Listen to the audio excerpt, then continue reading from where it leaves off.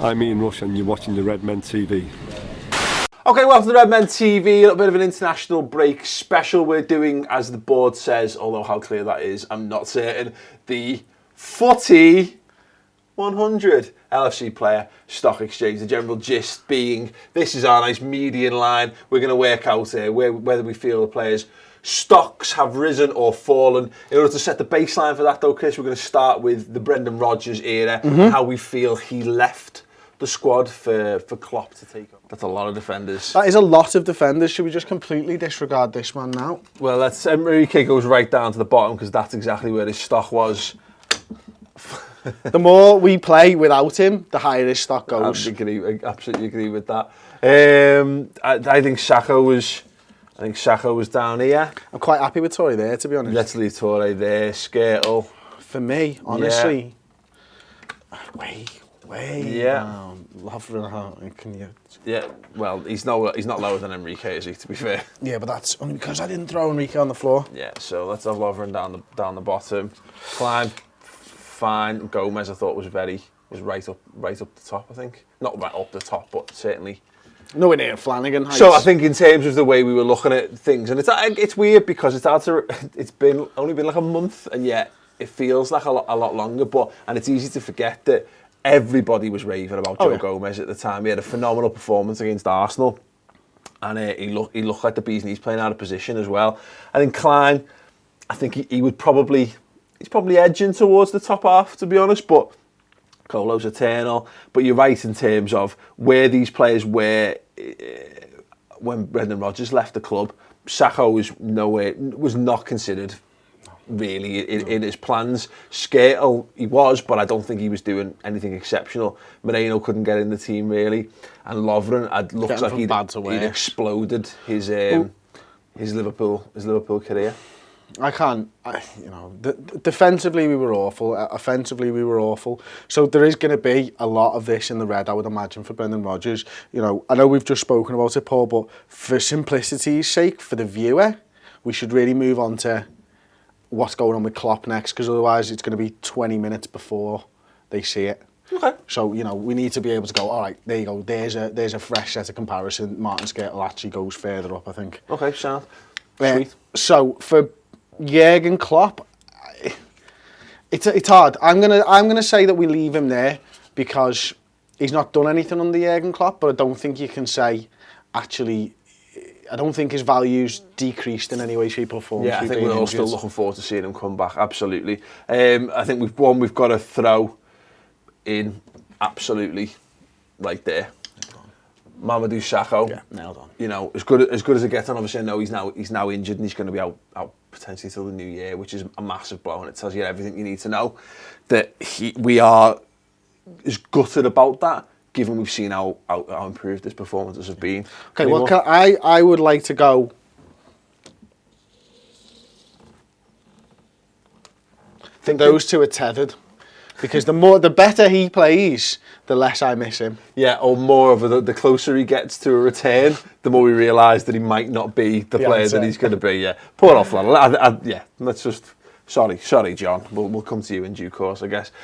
Colo, it just looks like he's got an injury in him every single time he takes to the field. Down with me, yeah, ultimately though, he might as well. I think if Joe Gomez was fit, Colo Torre and Enrique might as well just become a travelling sideshow. It should go and do, in Ghostbusters 2, where it starts and they're not really Ghostbusters anymore, they do kids parties. Basically, they should send Colo and Jose Enrique out with Mighty Red to do kids parties and raise some extra income, bring ticket prices down.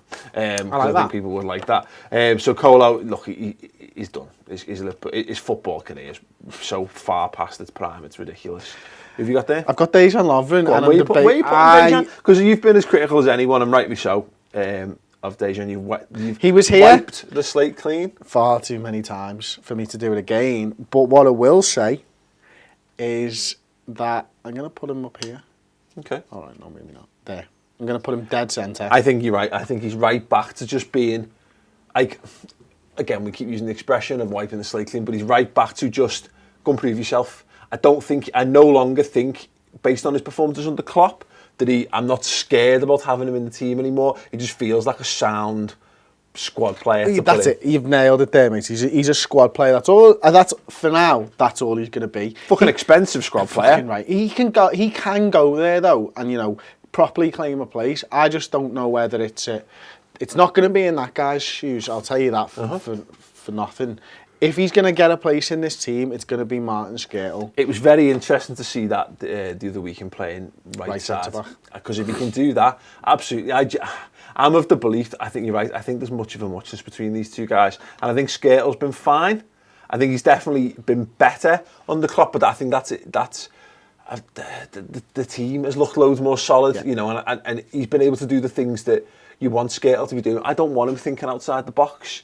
Nor him. I don't want them doing any creative thinking on the ball. I want them to go and defend. I want them to go and win the contest and win duels. Be physical, be strong, clear your lines, go into tackles. The one major difference between the two of these for me is when they're close to the sideline, this man hoofs the ball out of play. Yeah. This man starts doing step overs and shit. And as soon as he stops doing that, he'll be as good a player as Martin Skrtel. Because I don't think he's that good. As good as. That's it's the truth. I don't think he's that good. This guy, though, massively. For me, stock's risen. I think he's right up there. And I think I actually put him above, I would put him above Klein as well. I think that's right. Like I said, we said already, he was dead and buried. He looked like he didn't have a future at the club. When you've got an 18-year-old centre-half basically taking your place in the side, what's down for you in those situations? And I think in particular Moreno's has come on leaps and bounds. What's interesting though is obviously we had the discussion last week, didn't we? And Neil Poole and Mike Kennedy both don't really rate him. Well, I was in the same camp last year. I said I don't think I ever see him as a left back for Liverpool Football Club because defensively he just wasn't good enough for me last year. And I think if you were to go back and watch the tape, I think most people would probably agree with me on that. But the fact is, we talk about it all the time. Football changes. It evolves constantly and players evolve. And Moreno, in this system, playing left back, it seems to suit him. Playing left back for Brendan Rodgers did not suit Alberto Moreno. He did not look good. He didn't have the cover in front of him. He didn't have the freedom to go forward at will. But in this system, he seems to understand his role. He seems to be offering a lot more going forwards. And defensively, he doesn't look as jittery. And whether that's because he knows where Mamadou Sakho is and not like Dejan Lovren on his inside, I'm not sure what it is. But, he looks to me like he's got a chip on his shoulder and he's got something to prove to Brendan Rodgers. And Brendan Rodgers might not be here anymore, but he's proving it to everybody. Oh, no, absolutely. What was telling about Moreno was obviously prior to the Chelsea game, he came out, didn't he? And he had that interview where he said about how he was angry at not being picked and blah, blah, blah. And then he's at fault for Chelsea's opening goal. And I think these are still the issues with, well, let's face it, so far this season, he's cost us at least one goal from switching off. He's cost us a goal from switching off. These guys, one, two, six. Exactly. And I think this is still the thing that needs to be good. So it's funny because all of these guys should probably be pulled down a result, but my overriding feeling on it is that the performances in general have been loads more improved. So even though they're still doing stupid things periodically, as a whole, I think the defence's stock en masse has come up. Okay, question for you then, Paul. Have we inadvertently come up with Liverpool's new back line for next season with the foremost forward? Well, the players whose stock have risen the most. Hey, listen, let's fuck with the board because why not? But I would have absolutely no problem, and I genuinely think that if Gomez had been fit, I think we would have seen him instead of him. Yeah, or instead of Colo, to be fair, because he was playing the League Cup games.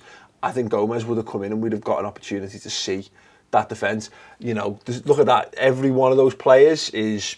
That you've got, so Klein's like mid-20s, Sakho's coming up towards mid-20s, early 20s, teenager. The potential for that could be Liverpool's backline for 5, 6, 7 years. It never ever works out like that. Never. But as far as all the components go, because this guy, what I like about it, and again we are being sidetracked massively, but fuck it, let's do it anyway. This guy brings so much more culture in possession. He's our Stones, isn't he? Yeah. Ultimately, that's what he plays like to us. And, you know, I'd be reticent to play him right now. Obviously, he's injured. But, you know, this season next to Mamadou Sakho, because I actually don't think he's probably experienced enough yet to be able to lead a kid. Yeah. You know, look, he has had a massive experience, but that's a big step up in his role in the team. Well, it's going to be interesting once this guy gets the Euros under his belt, because he, by all accounts, if he's fit and he's available, he'll start for France and presumably against alongside someone like Rafa Varane. Going to another major tournament with your national team, coming back next season, another year older, could well play himself into contention for one of their captaincy slots as well. Could do. So, very exciting. Anything that I'll tell you what, I'll just go rather than ask you the question. My problem with this as a back four, and we're always going to have this with these two players, is that they're too short. You know, with the goal that we conceded against Chelsea, he's always going to concede those type of things because he's dead short. We had it with Steve Finnan years ago. He was awful at the back post, but he gave us that much going forward and he was that good a right back. Other than that, you could almost forgive it. The problem, I think, with this defence is these two are really small defenders. And I personally would like to see us taller right backs and left backs so they can challenge with these big attacking players that are now coming into the league and stuff. Potentially. But, you know, as far as that's definitely the best four that we've got. To be fair, though, these are the guys who do your post work, aren't they? You know what I mean? When you're defending set pieces, and you can always concede early in general. They don't. That's the point. This guy seems to mark the biggest defender that's coming up every single time. I watch this all the time, and they literally don't. They should be doing the post, but they're not for some reason. Incredible vertical leap. But you know, you're right. I don't know. I'd be interested to look into that because I think Klein is the perfect height for a fullback. He's about 5'10", I'd say, 5'9", 5'10". 5'8", 5'9", maybe. And Moreno's maybe a touch short, but then again, Mascherano's 5'7", 5'8", and he's a centre half. It's a different league and a different game there, though, isn't it? You know what I mean? You're not coming up against bloody Lukaku every week in the Spanish league and players like Virgil van Dijk. You know, you're coming up against shorter people, unfortunately. Yeah. Okay, so we're moving on to the midfielders now. We need to update Alan. We need to give him more. Kiravella, get in. Brano. John Rossiter. Okay, sounds. Okay, I'm happy with that. So in terms of where we're going back to where Rodgers left them.